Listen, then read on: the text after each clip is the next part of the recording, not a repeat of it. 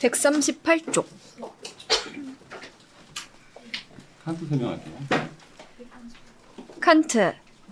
칸트는 순수 이성 비판, 도덕 형이상학 원론, 실천 이성 비판, 판단력 비판, 이성의 한계 내에서 종교, 영구 평화론 등의 많은 저서를 남겼으며 근대적 의미의 윤리와 도덕에 대한 체계적 논리를 본격화한 대표적인 철학자다. 칸트는 순수 이성 비판에서 인간의 인식 문제를 깊이 다루었다. 칸트는 인식에 기반의 감성이 있고 그 감성이 외부에 있는 사물을 경험할 때 비로소 구체적인 직관이 성립하는 것이라고 보았다. 공간과 시간의 직관 형식에 의해 인식의 기초인 감성이 작동하여 인식의 재료를 받아들였다 할지라도 인간은 그것을 분석할 수 있는 오성에 의해 그것을 분석하고 생각하는 과정을 거쳐야 참다운 인식을 할 수 있다는 것이 칸트의 관점이었다. 자, 볼게요. 그러니까 이렇게 생각하면 돼요. 공간과 시간에서 우리의 감각이 작동을 해서 저거는 사과구나, 저거는 닭이구나, 따뜻하구나를 감각으로 느낀 거죠. 그러면 그게 사과라는 인식이 들어오는 거예요.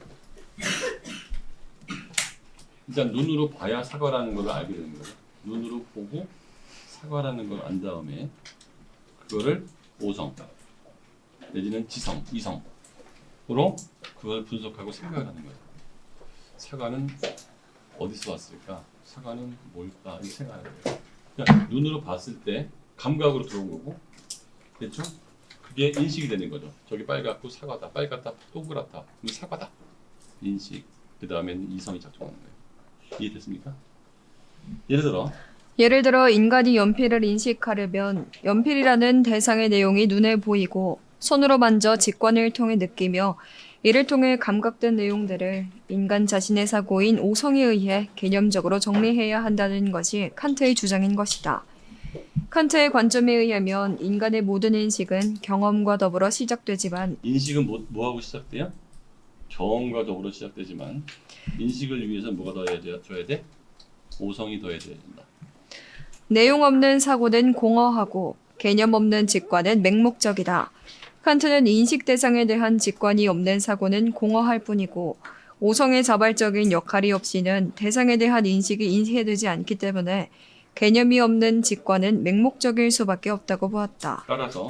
따라서 참다운 인식은 감성의 수용성과 오성의 자발성이 결합하여 이루어지는 것이다. 자, 무슨 뜻이야? 참다운 인식은 감각기관으로 받아들이고 머리로 스스로 생각해야만 된다는 거다.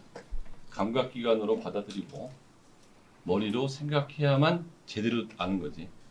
만약에 머리로 생각 안 하고 그냥 눈으로만 받아들여도 안 되고 그냥 머리로 그냥 생각만 하는 것도 안 되고 두 개가 같이 있어야 된다.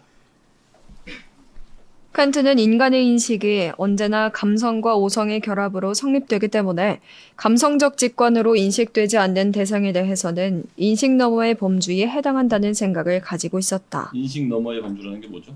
관념이죠. 인식 너머의 대상이라는 것은 우리가 눈이나 코나 귀나 귀로 들을 수 없는 것들. 예를 들어서 숭고함, 신적 존재, 무슨 말인지 알겠습니까? 영혼 불멸. 이런 거는 눈이나 귀나 입이나 손으로 볼 수가 없는 거잖아요. 그건 인식 너머에 있는 것들. 오로지 관념으로만 생각할 수 있는 것. 사랑은 뭐야? 그렇죠? 머릿속에 있는 거. 사과는 인식할 수 있는 거고 마실 물도 인식할 수 있는 거고 책도 인식할 수 있는 건데 아름다움 이런 건 인식할 수 없잖아요. 그러니까 인식에 넘어에 있다는 거죠. 생각만을 할 수 있는 거예요. 그래서 세계의 무한성, 신의 존재, 영혼 불멸의 등 개념 등은 인간 인식의 한계에 해당하는 것이고 증명과 판단이 불가능한 영역이다. 칸트는 인간이 인식의 한계에 있는 이러한 대상에 대하여까지는 오성의 틀을 적용하려는 데서 오류에 빠질 수 있는 선험적 가상이 생겨난다고 주장했다.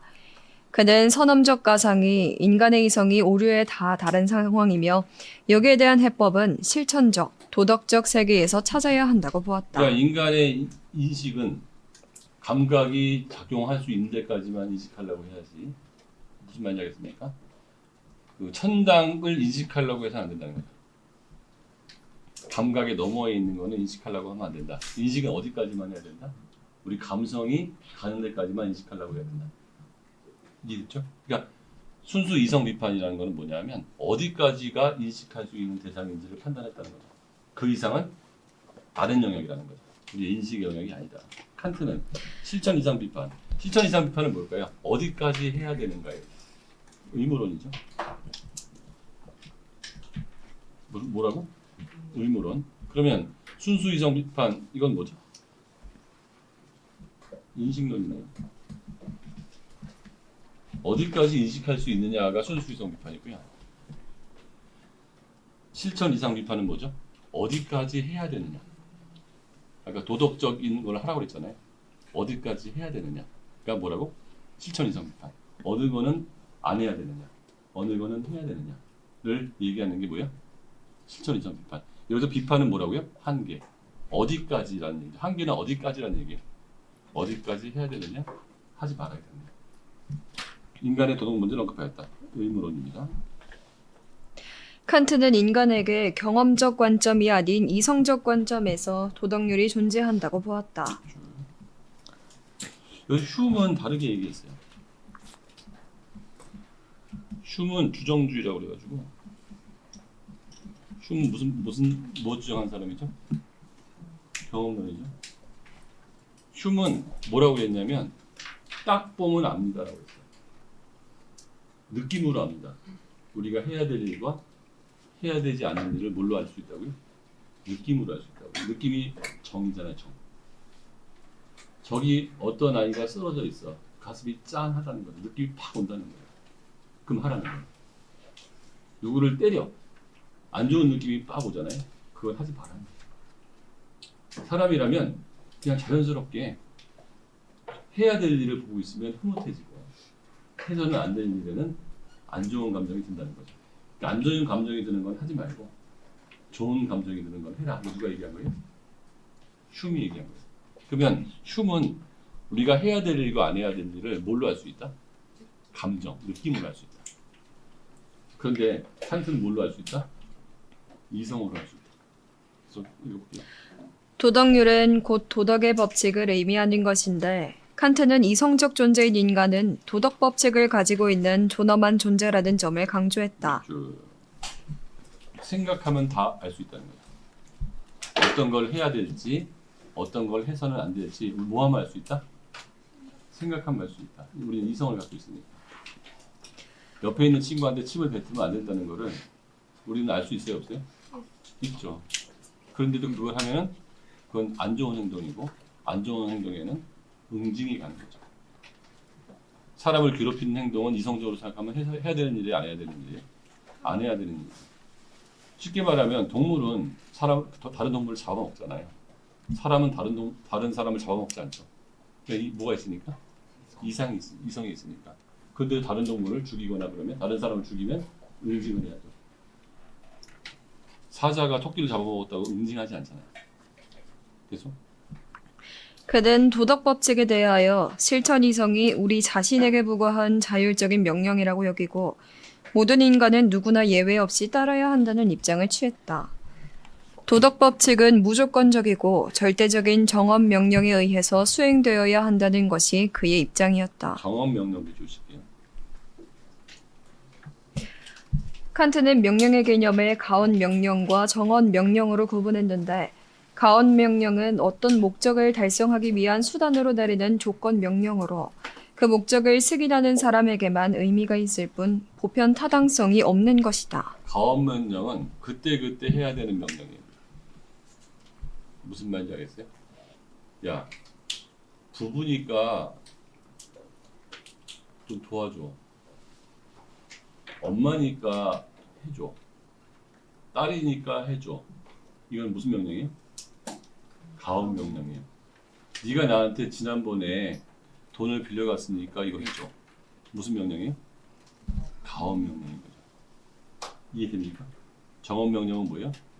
그냥 해. 무조건 해. 뭐라고 이게? 조건 없어. 무슨 명령? 정원 명령. 정원 명령은 반면 정원 명령은 행위의 결과에 구애됨이 없이 행위 그 자체가 선이기 때문에 무조건적이고 절대적인 도덕적 명령에 해당한다. 그 정원 명령은 행위 자체가 해야 될 일, 바람직한 일, 선이기 때문에 무조건적이고 절대적으로 해야 되는 명령. 무슨 말인지 알겠습니까? 정원 명령은 뭐라고요? 선이기 때문에 해야 되는 명령이에요. 넘어진 사람을 구해주는 거는 정원 명령. 넘어졌어. 해야 되는 일이야. 해. 이게 뭐라고요? 정원 명령. 가원 명령은 뭐라고? 어떤 조건이 붙는 거죠. 아, 저 할머니 옛날에 나 도와준 할머니인데 구해줘야지. 뭐야? 가원 명령. 할머니가 쓰러졌어. 구해줘야지. 무슨 명령? 정원 명령. 정원 명령과 가원 명령 차이 알겠습니까? 팀이 알겠어? 알겠지? 가원 명령은 가온 명령은 조건에 따라 변하지만 정원 명령은 조건에 관계없이 언제나 참이라 볼 수 있다. 칸트는 정원 명령에 대하여 보편성의 관점에서 내 의지의 준칙이 언제나 동시에 보편적 입법의 원리가 될 수 있도록 행위하라. 발표. 칸트는 정원 명령에 대해서 뭐라고 그랬어요? 내 의지의 준칙이 언제나 동시에 보편적 입법의 원리가 될 수 있도록 행위하라. 자, 준비된 사람 외워주세요.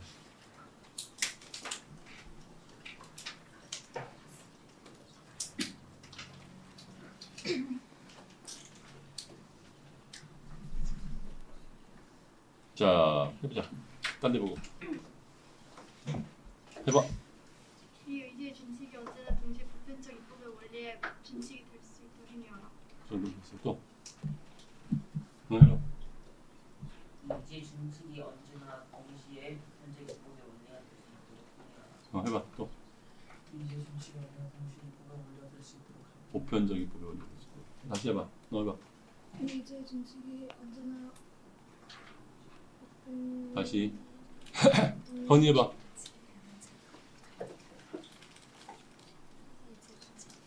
정원 명령에 대하여 보편성의 관점에서 내의지의 준칙이 언제나 동시에 보편적 입법의 원리가 될 수 있도록 행위하라. 아, 좋아요. 서준이 한번 해봐.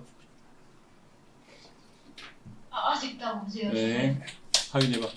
의지의 준칙이 언제나 동시에 보편적 입법의 원리가 될 수 있도록 행위하라. 해봐. 해봐. 또 해봐. 영원히 해봐. 언제나 동시에. 자, 설명할게. 다시 들어보세요. 정원 명령이 뭐냐면, 정원 명령이라는 게 뭐죠? 꼭 해야 되는 일이죠.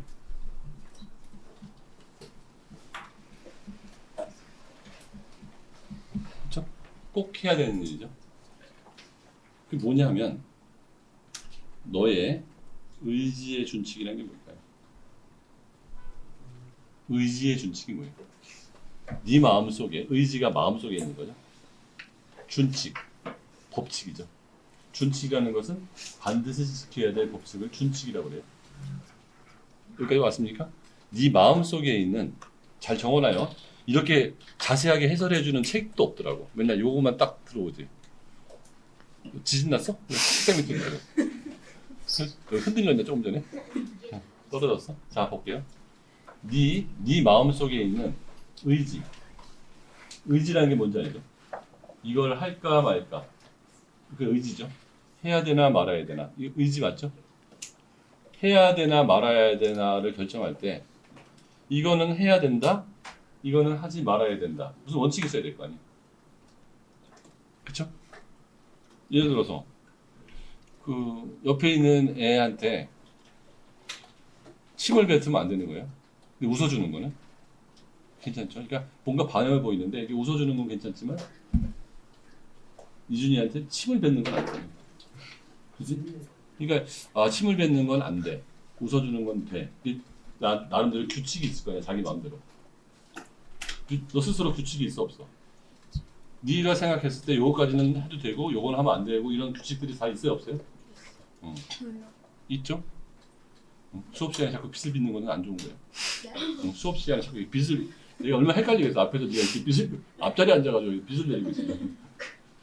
자, 그러니까 나의 의지의 준칙은 수업 시간에 이렇게 열심히 머리를 만지는 것까지 괜찮은데 빚을 빚는 거는 내 의지의 준칙에 맞지 않는단 말이야. 그러면 하지 말라고 얘기를 하겠지? 무슨 말인지 이해되겠니? 됐어? 그러니까 사람마다 의지의 준칙이라는 게 있어요, 없어요? 다 있을 거 아니에요. 같지는 않겠지만 우리 모두 의지의 준칙이라는 걸 갖고 있어요? 안 갖고 있어요? 갖고 있죠. 자기 스스로 이건 해도 되는 일, 이건 해서는 안 되는 일을 다 알고 있어요? 모르고 있어요? 있죠. 자기 나름 있죠. 자, 여기까지 왔습니다. 너의 의지의 준칙이 여기까지 따라왔죠? 네. 언제나 지금도 그렇고 1000년 전에도 그렇고 10,000년 전에도 그렇고 앞으로 500년 후에도 그렇고 언제나 맞죠? 언제나 동시에 아프리카에서도 그렇고 한국에서도 그렇고 미국에서도 그렇고 동시에 보편적 누구나 흑인도 그렇고 백인도 그렇고 할머니도 그렇고 할아버지도 그렇고 따라왔습니까? 다시 말하면 언제나 동시에 보편적 언제나 옛날이나 지금이나 동시에 동양이나 서양이나 보편적 누구나 적어놨습니까? 언제나 동시에 보편적 그들 모두가 입법의 원리 그들 모두가 이것이 옳다고 하는 그들의 규칙이 될 거라고 생각하는 행동을 가지라고요. 이해됐습니까? 그러니까 내가 어떤 마음속에 법칙을 하나 정하는 거예요. 해야 될 일, 해서는 안 될 일. 근데 그게 신라 시대 때도 해야 될 일 같은 거를 하라는 거예요. 그리고 앞으로 100년 후에도 해야 될 일 같은 일을 하라는 거예요. 100년 후의 사람도 이건 옳다고 할 일, 신라 시대 사람도 옳다고 할 일, 로마 시대 사람도 옳다고 할 일, 미국 사람도 옳다고 할 일, 할머니도 옳다고 할 일, 초등학생도 옳다고 할 일, 아줌마도 옳다고 할 일, 대학생도 옳다고 할 일을 하라는 거예요. 무슨 말인지 이해됩니까? 나의 의지의 준칙이 언제나 무슨 말인지 알겠죠? 동시에 무슨 말인지 알겠죠? 보편적 무슨 말인지 알겠죠? 그들의 입법의 원리, 그들이 모두 옳다고 생각하는 법칙을 만드는 그 법칙을 따라가라는 거예요. 의지의 준칙을 네가 만들 때 이해됐습니까? 수업 시간에 떠드는 거는 우리 동네에서 해도 되는데 딴 동네에서 해도 안 되는 거야. 그럼 그거 해야 돼, 안 해야 돼? 근데 이제 세계대회 때그 이제 그 독일 쪽 전반에서 유대인들을 죽이는 게 오히려 옳다고 생각했잖아요. 그때만 옳다고 생각하는 거는 해야 된다, 안 해야 된다? 안 해요. 안 해야 되는 거죠. 칸타 입장에서 굉장히 비판받을 일이죠. 니네 입장에서 특이한 상황에서만 옳다고 하는 그 일은 하지 말라는 거죠. 그러니까 명령이 내린 거죠. 유태인들 죽여라. 군인 입장에서 위에서 명령이 내렸으니까 명령이니까 군인으로서 해야 되잖아요. 근데 의지의 준칙이 야, 이 명령이라는 게 보편적인 명령이냐? 라고 보면 보편적인 명령이 아니에요. 아니. 따라야 되나 안 따라야 된다? 안 따라요. 따르지 말아야 된다. 그것 때문에 내가 죽는다니까. 무슨 말인지 알겠습니까? 그게 칸트의 생각이에요. 그러니까 너의 의지의 준칙이 언제나 동시에 보편적 입법의 원리가 될 수 있도록 행동하라가 무슨 말인지 알겠습니까? 네. 그게 정언명령이라는 거죠. 정언명령은 나의 의지의 준칙이 언제나 동시에 보편적 입법의 원리가 될 수 있도록 행동하는 것, 그걸 행동하는 게 정언명령이에요. 되게 어려운 내용이고 이게 시험 문제에 100% 나오는 거거든요. 만나는 3명한테 칸트의 의무론을 얘기하면서 칸트는 정언명령을 따르라고 했는데 그 정언명령이 뭔지를 3명한테 설명하세요. 평생 써먹을 겁니다.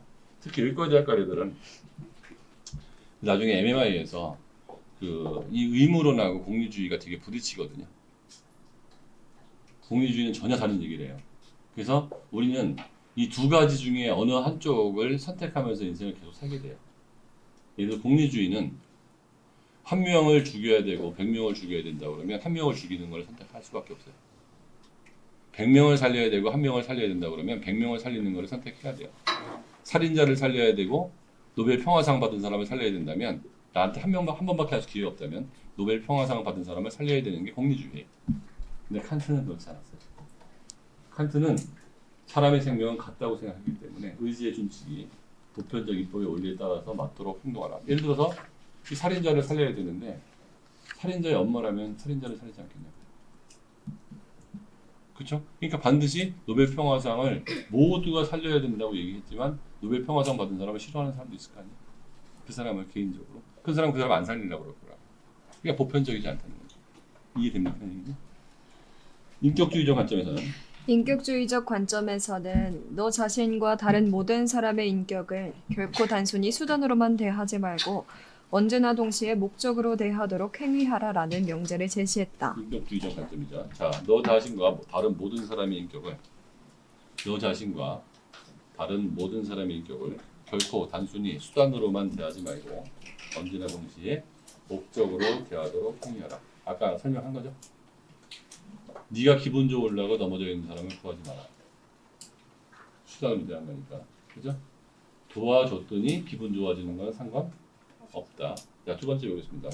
너 자신과 모든 사람의 인격을 결코 단순히 수단으로만 대하지 말고 언제나 동시에 목적으로 대하도록 행위하라. 준비된 사람? 이 두 개는 반드시 외워야 돼요.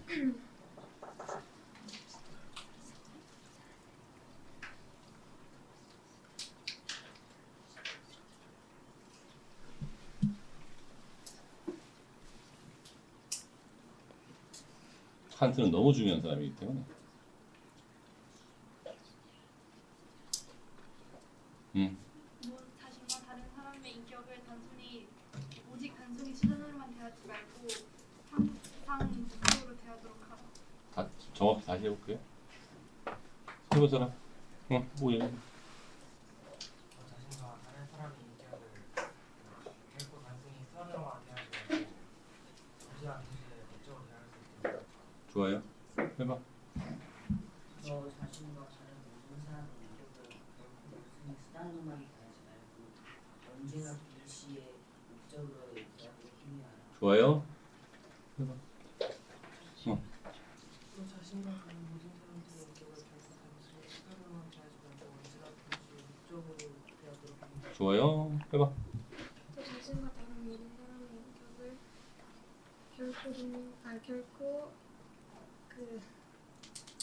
다시 보겠습니다. 응? 해봐. 너 자신과 다른 사람의 인격을 결코 단순히 수단으로만 생각하지 말고 언제나 당연히 목적으로 대하라. 그 정도면 됐어요. 그 정도면 됐어요. 네. 해봐. 너 자신과 다른 사람들의 해봐. 자, 지호 해봐. 지호 해봐. 너 자신과 다른 사람의 인격을 결코 단순히 수단으로만 대하지 말고 언제나 동시에 목적으로 대하도록 행위하라. 건이 너 자신과 다른 모든 사람의 인격을 결코 단순히 수단으로만 대하지 말고 언제나 동시에 목적으로 대하도록 행위하라. 가원이 또 자신과 다른 모든 사람의 인격을 결국 단순히 수단으로만 대하지 말고 언제나 동시에 목적으로 대하라. 좋아요. 해봐. 너 이름 뭐지? 서영 해봐. 너와 다른 모든 사람의 인격을 결코 단순히 수단으로만 대하지 말고 언제나 동시에 목적으로 대하도록 행위하라. 얘 장혜준이 너 자신과 다른 모든 사람들의 인격을 결코 단순히 수단으로만 대하지 말고 목적으로 대하도록 행위하라. 하인이 너 자신과 모든 다른 사람들의 인격을 결코 단순히 수단으로만 생각하지 말고 언제나 동시에 목적으로 대하도록 행위하라. 응 해봐. 나이 너와 다른 사람의 인격을 결코 단순히 수단으로만 대하지 말고 언제나 동시에 목적으로 대하도록 행위하라. 현서 너 자신과 다른 모든 사람들의 인격을 결코 단순히 한 수단으로만 대하지 말고 언제나 언제나 동시에 목적으로 대하도록 행위하라. 해봐. 서준이 해봐. 서준이 못 해봤어 아직? 자, 이거 너무너무 중요해요. 너무너무 중요해요. 그래서 아까 처음에 얘기했던 내 의지의 준칙이 언제나 동시에 보편적 입법의 원리가 될 수 있도록 행동해라. 이거는 경험명령에 대한 판단 기준이고요. 그 다음에 사람을 대할 때 뭐 이 그대로 외워지지 않으면 사람을 결코 수단으로 대하지 말고 목적으로 대하라. 이 정도만 이렇게만 외워놔도 돼요. 사람을 수단으로 대하지 말고 목적으로 대하라. 첫 번째 거는 네 의지의 준칙이 언제나 동시에 보편적 입법의 원리가 될 수 있도록 행동해라. 이렇게 하고서 내 마음속에서 어떤 걸 결정할 때 옛날 사람도 지금 사람도 동양 사람도 서양 사람도 모두가 옳다고 할 일을 행동해라는 거예요. 그들이 모두가 옳다고 할 만한 일만 행동하라는 거예요. 근데 그 옳다고 할 만한 행동을 어떻게 알죠? 인간이 이성이기 때문에 그냥 안다는 거예요. 모르면 가르쳐 주는 거죠. 그래서 칸트는 뭐라고 그랬냐면 나를 설레게 하는 거는 두 가지가 있다고 그랬어요. 저 하늘에 떠 있는 별, 반짝이는 별과 도덕 법칙. 자기는 그 도덕 법칙을 생각만 하면 가슴이 설레입니다. 어? 자기는 하늘에 떠 있는 별을 보거나 도덕 법칙을 생각하면 가슴이 설레입니다. 뭐라고? 인정했던 게 아니라 상관. 사는 도덕 법칙만 생각하면 하늘에 떠 있는 별과 이 도덕 법칙을 생각하면 가슴이 설레요. 내가 지켜야 될 도덕 법칙 아름답다. 이런 사람하고 같이 사는 거는 그게 만만치 않을 것 같아요. 껌껌이 도덕 법칙이 맞지 않아. 그거 신라 시대 때도 그런 일을 해야 됐을까? 계속 이렇게 얘기할 거 아니야. 야 이거 너 도덕 법칙이 맞지?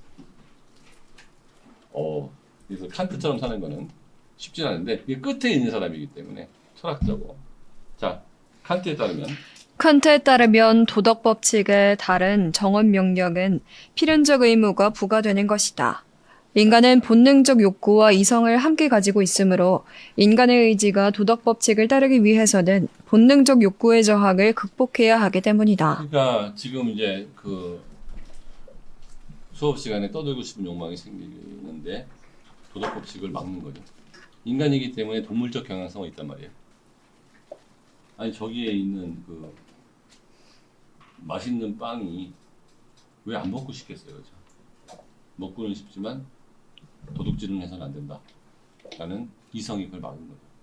근데 동물적 경향성이 있는 까지 막을 수는 없잖아요. 냄새가 훅 들어오는 순간 맛있겠다, 먹고 싶다 라는 생각까지 들 수 있는 거 아니에요? 그렇잖아요. 누가 나한테 욕을 하면 저놈을 때려주고 싶다 라는 마음이 드는 건 할 수 없잖아요. 근데 그걸 뭐가 막아줘? 이성으로. 마음이 드는 대로 그냥 행동하는 걸 뭐라고 그래요? 동물. 동물은 어떻게 해야 돼? 때려서라도 못하게 하는 거야. 말로 안 들으면 어떻게 한다? 때려서라도 지키게 한다. 칸트는 그래서 엄격했어요. 말로 안 듣는 놈은 어떻게? 치버렸습니다. 그래서 칸트는 도덕이 그 자체가 목적이며 다른 무엇의 수단이 될 수 없다고 주장했다. 그는 쾌락을 추구하고 고통을 피하려는 인간의 경향성, 남의 어려운 처지를 안타깝게 여기는 동정심 역시 도덕의 기반이 될 수 없다고 보았다. 동정심 역시 도덕의 기반이 될 수 없다. 저 사람이 쓰러져 있는 게 딱해서 구해줘야 되겠다. 칸트의 생각은 맞아요, 틀려요? 왜 구해줘야 되죠? 정언 명령이니까 구해줘야 되는 거예요. 도덕 법칙이니까. 넘어진 사람을 구해줘야 되는 이유는 딱해서가 아니에요. 딱해서 구해줘야 된다고 하는 건 누구죠? 휴메요. 넘어져 있는 걸 구하는 거는 정언 명령이야. 명령을 따르지 않으면 도덕 규칙을 어기는 거야. 그걸 어기면 나는 괴로워. 그래서 또한 삶의 궁극적인 목적인 행복을 추구하기 위해 도덕을 동원하는 것도 잘못된 관점이라는 입장을 보이고 있다. 내가 행복하기 위해서 봉사활동을 하는 건 돼야 안 돼요? 그럼 상대방을 이용한 거죠. 봉사활동을 했더니 행복해지는 건 돼야 안 돼요? 되죠. 이해됐습니까? 인간을 수단으로 대하지 말라는 거. 그래서 칸트에 있어서 행위의 옳고 그름을 결정하는 것은 오직 행위의 결과가 아니라 행위의 동기인 의지에 해당하는 것이다. 칸트는 어떤 행위가 옳다는 이유만으로 그 행위를 실천하려는 의지인 선의지만이 선의지 동그라미. 선의지가 뭐예요? 선의지가 뭐예요? 어떤 행위가 옳다는 이유만으로 그 행위를 실천하려는 의지가 뭐예요? 선의지. 그러니까 선의지만이 도덕에 부합하는 거죠. 그러니까 선의지가 생각하면 가슴이 설레인다는 거예요. 선의지는 인간 본능에 의한 경향성의 유혹이 있더라도 의무를 따라야 한다는 의식이라 볼 수 있으며 도덕적 행위는 선의지의 지배를 받는 행위라 할 수 있다. 칸트 윤리론이 결과주의가 아닌 동기주의적 특성을 갖는 것은 바로 이러한 이유 때문이다. 칸트는 인간의 실천 이성이 도덕과 행복이 일치하는 최고선을 끊임없이 추구한다고 생각했다. 따라서 그는 도덕적 의무의 이행이 행복을 위한 수단은 아니라고 보았지만 도덕적 실천의 결과가 행복으로 이어지는 것은 바람직하다고 보았다. 중요합니다. 도덕 의무의 이행이 행복을 위한 수단은 아니지만 행복하기 위해서 도덕적인 행동을 해서는 안 되지만 도덕적인 행동을 했더니 행복으로 가는 것은 괜찮다. 바람직하다. 차이 아시겠죠? 자, 1번 해볼 사람? 해봐. 응? 읽어볼게요.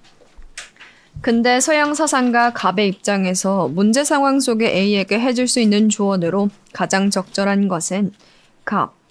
선의지는 그것이 가져오는 성과나 결과 때문에 혹은 미리 설정된 목표 성취에 도움이 되기 때문에 선한 것이 아니라 오로지 그것의 의욕 때문에 그 자체로 선한 것이다. 선한 것, 선의지는 그 자체가 선한 것이다. 좋은 행동을 하려 도덕적 법칙을 지키려는 의지 그 자체는 되게 선한 것이다. 바람직한 것이다. A는 가게에서 물건을 산 후 집에 돌아와 가게 주인이 건네준 영수증을 확인했는데 자신이 구입한 물건 하나가 계산되지 않았다는 사실을 알았다. A는 가게 주인에게 이 사실을 알리고 물건 값을 주고 와야 할지 망설이고 있다. 줘야죠, 당연히. 왜? 줘야 되니까. 정직해야 되니까. 거짓을 내가 그러니까 부당이득을 얻으면 안 되니까. 2번 해보자. 읽어볼게요.